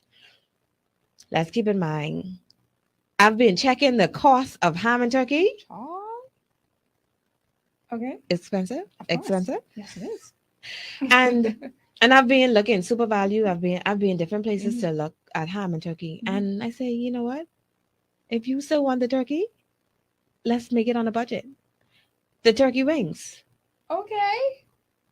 You could smother the turkey wings on a budget. Yeah. If you still want the ham, you could buy a small pack of ham. Yeah. I saw a ham would cost $18. And that's still a Christmas meal. Yeah. You could do your sides and however you want to make it Christmassy. Yeah. You can do that. It doesn't have to be so costly. You know, normally we would spend hundreds of dollars on a Yeah. Christmas meal. Mhm. I'm guilty. But that's because I And have a big family. and then sometimes the meal doesn't go into No. taste. It doesn't go into taste. And here's another suggestion. You can do potluck Mm-hmm. where everyone You can in do your family potlucks. bring something. Yes. So that it doesn't have to weigh too much on you and the expenses. And I that's love that's that. true. Mhm. And normally what families normally do, they potluck. Everybody you bring something while you're coming, Yeah. or you bring funds Yeah. Just to help. to help Yeah. with the food, expenses, the yeah. expensive. But thank you so much, Tanisha, and thank you so much for your tips. I really do appreciate your tips. They are beautiful. And just before we close, I just want to do my talk to the audience moment. Of course, you know, I can't leave without it. And this moment, we want to talk firstly about the fact that there are some principles. Even in the Bible, there's some principles in the Bible, really, Mhm. that govern this earth, whether we are a believer or not. And it's Mhm. called the law of giving. And in that, you know, when you give, you will receive a return, no matter what it is, no matter who you are. You don't have to, you could be an atheist. It doesn't matter your religion, your denomination, whatever have you. Once you know the principle and understand the importance of investing or giving to someone or giving opening up your hands and helping somebody else out, naturally you're going to get a return, naturally, without a doubt. All right. And there's something that Mr. Poitier, and this is not actually in my tips, but there's something that Mr. Poitier said. No, I'm sorry, it was Mr. Cartwright that says, hey, you feeling good and making yourself look good and stuff is a part of even getting wealth, because you're feeling good, and wealth is actually a mindset. So I want to stick that in there, you know. I can go even further and say that speaking things can help a lot with the turnaround of your finances. When you go around saying, oh, I poor, or I broke, or I ain't got no money, and even though it may seem so naturally, try to speak more positive things or say things like, I have it, wealth is my portion. Do some affirmations every day. Tell yourself that I have that, you know, I'm not going to live from paycheck to paycheck.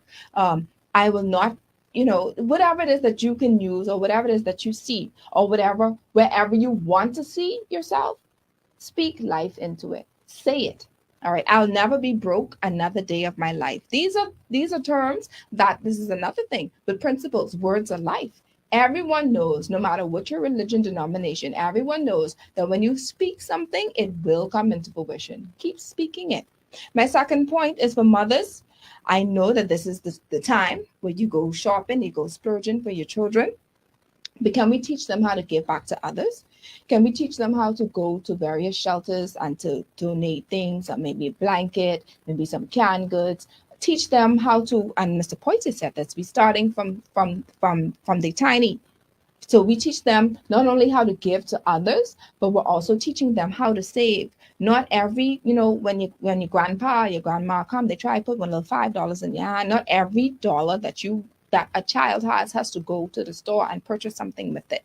So teach them, if it's now, just, you know, have a little piggy bank, or when that time comes for them to actually open up an account where you can actually let them go themselves.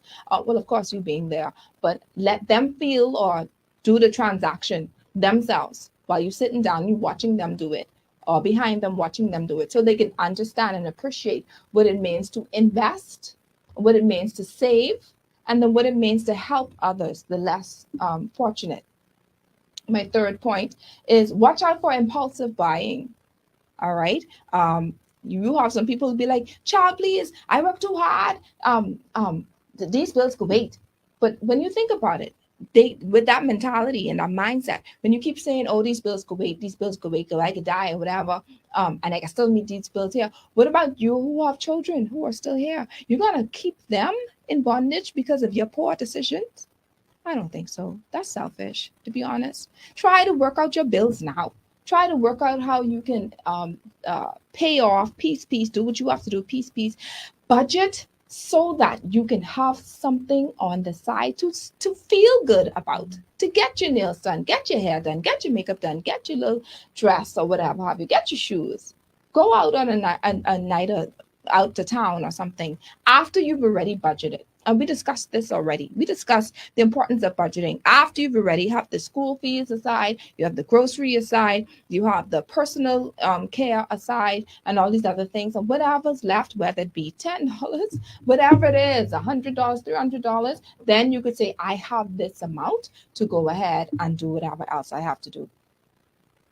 You don't have to purchase an outfit or new shoes or new jewelry accessories for every event. I was very much guilty of this. For every little thing that happened, oh, I got to get a new outfit for it. Listen, what I started to do was I started getting pieces like a black bottom or a neutral top or something. And then I just started, working around and changing them, switching them around. So I'll wear the black bottoms with the purple top, and then the black bottoms with the blue top, or whatever have you. And guess what? It's not that I don't have any money. It's just that instead of using that money to purchase things and buy accessories and buy clothing, I can use that money and save it and do something else with it. Okay, that will help me, of course, and help my family. We spoke about setting a budget. Of course, this is very important. And not only are you setting a budget with with investments and savings, but you're budgeting how much money you want to spend at the grocery store. And this is sometimes could be so unpredictable, because 1 minute a can of cream for like $1.10, and then the next minute you go back the same next weekend and the cream for $1.25. So, but still try to say, okay, when I go to the store, I'm going to spend $200 or $150 or something like that. You start there, and then you work your way. You say, okay, I got to see what I can purchase or what I can't purchase, what I can't do without.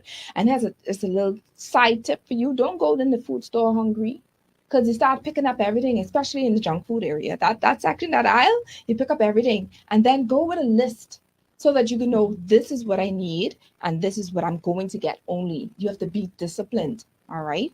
And my last and final point is to set a goal, set your budget, or set what it is, how much money you want to save for 2023 monthly. So if you say, all right, each month I want to put aside $100, no matter what it is, no matter what I do, I am going to sacrifice, go into the $3.99, because I can't even say 99 cents breakfast no more, because I've been gone. Go into get a $5 breakfast, or going to whatever restaurant to get lunch. Let me not get lunch today. Let me, I can't say the name though. You want to go get coffee, right? And your little cappuccino and your little, it's good, right? That's after you've already budgeted. But see, if you have a goal, you have to have discipline. It's imperative that you have discipline. All right. That craving for coffee, you're going to have to put that on the side, because at the end of the day, you say, I want $100 that I want to put in my bank or my savings at the end of each month. And that would require sacrifice and discipline. All right. So I'm going to stop there, because there's so much more. And plus we have a part 2, because the guys said they're coming back. So we're going to talk more about that when they do come back. And if you need coaching on how to personalize your spending habits, or how to be more disciplined in 2023, because it takes a lot of work. It's not easy. You'll wake up and say, just like anything when you say you want to start, when you have your New Year's resolution, everyone get all excited about losing weight and everybody get all excited about healthy eating habits. It's the same thing with budgeting habits. You have to have an accountability partner. If not, you're going to splurge. You're going to just start off all excited, and then by February or mid-January, you go back. You don't want that. All right. So if you need help with coaching in that area, you can go to my website, www.yourlanelifecoaching.com. I will give you a free consultation. All right. That's a part of what I do, which is fine. And I've been getting most of my clients, repetitive clients, because of the consultation. So, there's no charge to you. You go there, and if this is something that you want or you want to continue investing in, but should be a part of your budget if you continue investing in it, by the way, then you have, there's no obligation if you want to continue or you don't. And I want to be able to help you with that. I want to be able to help you to save or find ways to be disciplined enough to save something each month for 2023 and beyond. So I want to thank, in their absence, Mr. Alfred Poitier and Mr. Dino Cartwright once again. And I also want to thank my guest, Danisha, did I pronounce it right? Danisha Lewis, for being present and giving awesome tips for today. And I'm excited about where she has to go from here, where this is leading her, because the best is yet to come, honey. Yeah. I want you to know that. Mhm. And I absolutely love the way that you do Kitchen Talk. If you don't get anything else, the mere fact that you're using, as women, we're finding ways, especially you don't even have to be single. You could be married, but Mhm. still don't have time. You're too busy for your children. You're too busy to hear from what it is that they have to say, or what may be their concerns. And you can use kitchen time for that time to share. And I love that, because that really, really, really, really blessed me. It make me want to go make some brownies tomorrow with my children. That's what I'm doing anyway. And so today's show was brought to you by Airborne Freight and Cargo Services, John Shoe Store and Accessories, Family Medicine Center, Lowe's Wholesale, Your Lane Life Coaching, Colombian Emeralds, and Fusion Superplex. And guess what? Look, I want to thank my wonderful producer, Beats. He just been holding it down as always. I appreciate him so, so, so much. He's like, oh, yes. And to my first time listeners, thank you so much for tuning in. Thank you so much to my sponsors for believing in me. As this is actually our final show for this year. We'll be back January 8th, God's willing. But thank you so much for believing in me, and for those who've invested, and for those who've been praying. Thank you so much. And I know that at some point, whenever you were listening, that you were empowered, educated, or encouraged at some point from the span of January, March, May, from the span of May to now. At some point, if you were tuning in, I'm sure that you were blessed. But I thank you, and I thank you so much. And the best is yet to come. The best is yet to come. And so I want to extend a happy holiday. I pray that you will continue to be blessed even as you go throughout your daily lives, and that you spend time with family, and that you continue to give to people, especially those who are less fortunate, or those who are in need. Don't turn a blind eye. Make it a point to give to somebody today, every day. Give whatever it is that you have. Give. I promise you, the more you give, the more you will receive. Blessings to you. Happy holidays. Happy New Year. Until we meet again, blessings.